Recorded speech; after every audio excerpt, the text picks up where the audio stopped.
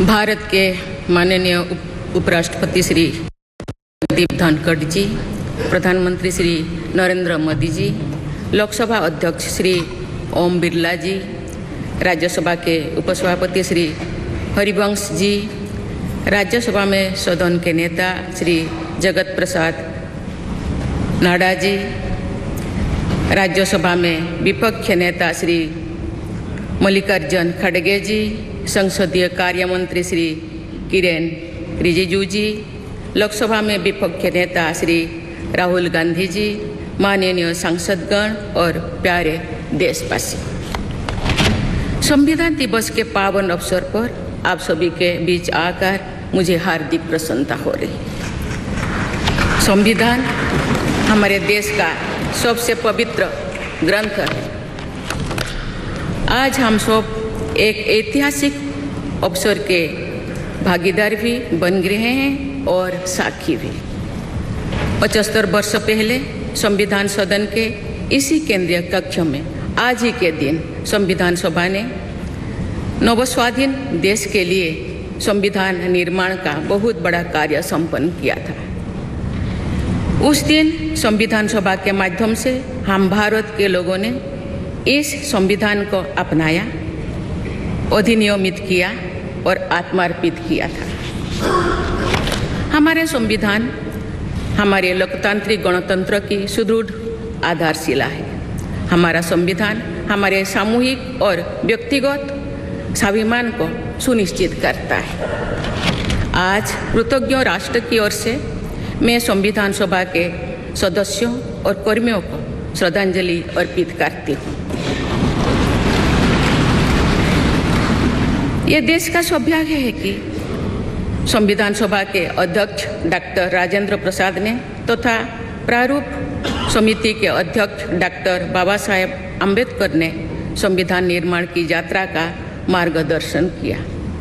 बाबा साहेब अम्बेडकर ने प्रगतिशील और समावेशी सोच की छाप हमारे संविधान पर अंकित किया है। संविधान सभा में बाबा साहेब के ऐतिहासिक संबंधों से ये तथ्य स्पष्ट होता है कि भारत लोकतंत्र की जननी है। अपने लोकतंत्र पर गौरव की इसी भावना के साथ आज हम सब इस विशेष अवसर पर एकत्र हुए। ये अवसर संविधान सभा की 15 महिला सदस्यों के योगदान को स्मरण करने का भी है। हमें उन अधिकारियों के अमूल्य योगदान को भी याद रखना चाहिए जिन्होंने नेपथ्य में रहकर काम किया। उनकी कार्यनिष्ठा ने संविधान निर्माण की प्रक्रिया को सुचारू रूप से आगे बढ़ाया। उनमें प्रमुख भूमिका श्री BN राव की थी, जो संविधान सभा के संवैधानिक सलाहकार थे। मैं संविधान सभा के सचिव श्री HBR अंगगर, संयुक्त सचिव श्री SN मुखर्जी और उप सचिव श्री जुगल किशोर खन्ना को भी उल्लेख करना चाहूँगी। माननीय सांसदगण, स्वतंत्रता के 75 वर्ष पूर्ण होने पर मैं सभी देशवासियों ने आज़ादी का अमृत महोत्सव मनाया। आगामी 26 जनवरी को हम अपने गणतंत्र की 75वें वर्षगांठ मनाएंगे। इस तरह के समारोह हमें अब तक की यात्रा का अवलोकन करने और आगे की यात्रा की बेहतर योजना बनाने के अवसर प्रदान करते हैं। ऐसे समारोह हमारी एकता को मजबूत बताने की तथा ये दर्शाते हैं कि राष्ट्रीय लक्ष्यों को प्राप्त करने के प्रयासों में हम सब एक साथ हैं। हमारे स्वाधीनता संग्राम के दौरान अनेक महान विभूतियों ने हमारे राष्ट्रीय आदर्शों को रेखांकित किया था। हमारी संविधान सभा में हमारे देश की विविधता को अभिव्यक्ति मिली थी। संविधान सभा में सभी प्रांतों और क्षेत्र के प्रतिनिधियों की उपस्थिति से अखिल भारतीय चेतना को शोर मिला था। संविधान सभा के वाद विवाद तथा सदस्यों के संबोधनों में हमें संविधान निर्माण की प्रक्रिया के साथ साथ अपने देश के बारे में गहरी जानकारी प्राप्त होती है। आज जिन पुस्तकों का विमोचन किया गया तथा जो शॉर्ट फिल्म्स दिखाई गई उनमें लोगों को हमारे संविधान निर्माण के गौरवशाली इतिहास का परिचय प्राप्त होगा। एक अर्थ में भारत का संविधान कुछ महानतम मेधावी लोगों द्वारा लगभग 3 वर्षों के विचार विमर्श का परिणाम था, लेकिन सही अर्थ में ये हमारे लंबे स्वाधीनता संग्राम का परिणाम था।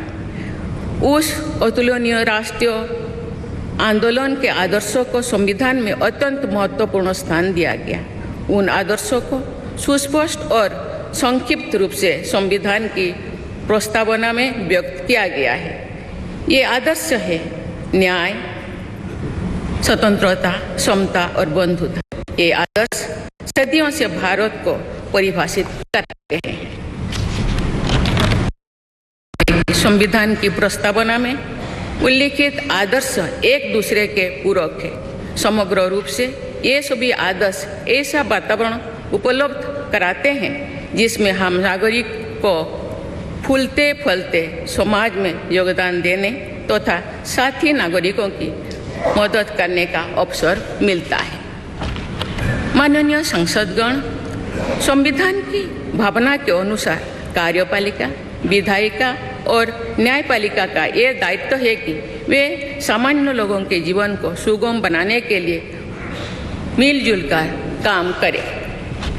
संसद द्वारा पारित किए गए अनेक अधिनियमों से जन आकांक्षाओं को अभिव्यक्ति मिली है। देश के आर्थिक एकीकरण के लिए स्वतंत्रता के बाद का सबसे बड़ा टैक्स सुधार गुड्स एंड सर्विसेज टैक्स को के रूप में किया गया है। वर्ष 2018 में राष्ट्रीय पिछड़ा बल्क आयोग को संवैधानिक दर्जा प्रदान किया गया है। वुमेन लेड डेवलपमेंट की सोच को यथार्थ रूप देना सामाजिक न्याय के संवैधानिक आदर्शों को प्राप्त करने के लिए अनिवार्य है। नारी शक्ति बंधन अधिनियम द्वारा हमारे लोकतंत्र में महिला सशक्तिकरण के एक नए युग की शुरुआत की गई है। दंड के स्थान पर न्याय तथा अपराध के स्थान पर सुरक्षा की भावना पर आधारित भारतीय न्याय संहिता, भारतीय नागरिक सुरक्षा संहिता और भारतीय साक्ष्य अधिनियम को पारित करके सांसदों ने आधुनिक सोच को अपनाने का प्रभावशाली परिचय दिया है। ऐसे अनेक अधिनियमों को पारित करने के लिए मैं सभी सांसदों की सराहना करती हूँ। पिछले कुछ वर्षों के दौरान सरकार ने समाज के सभी वर्गों, विशेषकर कमजोर वर्गों के लोगों के विकास के लिए अनेक कदम उठाए हैं। ऐसे निर्णयों से लोगों का जीवन बेहतर हुआ है तथा उन्हें प्रगति के नए अवसर मिल रहे हैं।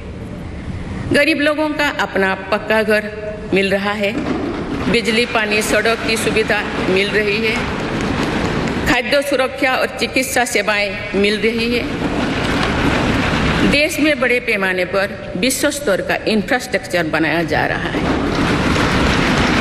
समग्र और समावेशी विकास के ऐसे अनेक प्रयास हमारे संवैधानिक आदर्शों को आगे बढ़ाते हैं। इस प्रयासों के लिए मैं सरकार की सराहना करती हूँ।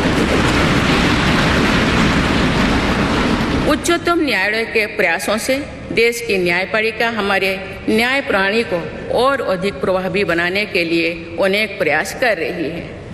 न्यायपालिका विचाराधीन कैदियों को और जेल सुधार के विषयों पर भी कार्यरत है।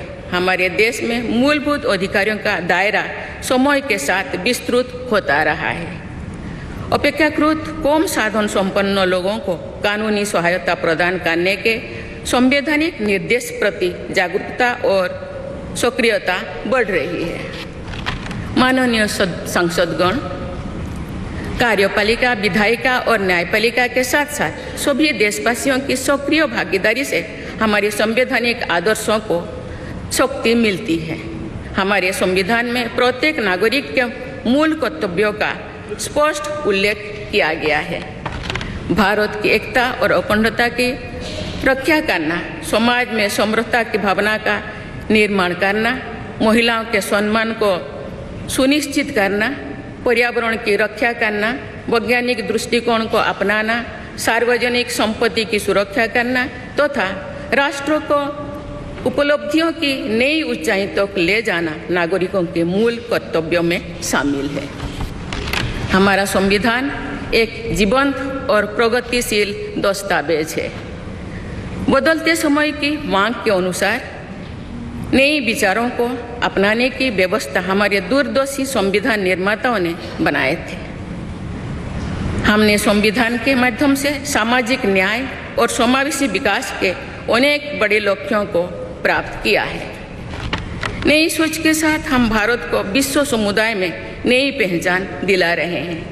हमारे संविधान निर्माताओं ने भारत को अंतर्राष्ट्रीय शांति और सुरक्षा को मजबूत बनाने में महत्वपूर्ण भूमिका निभाने का निर्देश दिया है। आज एक अग्रणी अर्थव्यवस्था होने के साथ साथ हमारा देश विश्व बंधु के रूप में ये भूमिका बेखूबी निभा रहे हैं। हम विश्व समुदाय में उपलब्ध अच्छे विचारों